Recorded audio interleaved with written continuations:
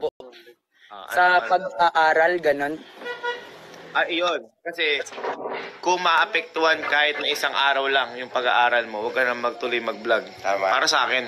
Kasi hindi yung magpag-vlog nandiyan lang yan, pero yung pag-aaral, mahirap.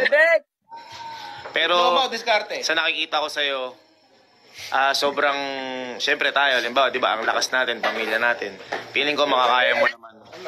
Basta kung hanggang saan lang yung limitasyon mo, doon ka. Kung hindi mo kayang mag-araw-araw, huwag mong pilitin sarili mo. Basta ang priority mo pa rin, pag-aaral mo. Pag nakakuha kang diploma, doon ka palang mag-focus sa mga bagay na gusto mong gawin. Yes po. Sobrang. Ang ginagawa ko po kasi ngayon, eto nga po, kakauwi ko nga lang po kaninang alas 6 sa school. Galing po ako school, araw-araw po to.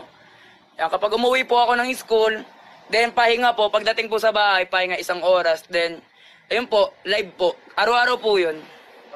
Ilan taon ka na, Bunso? Pa? Ilan taon ka na? 19 po.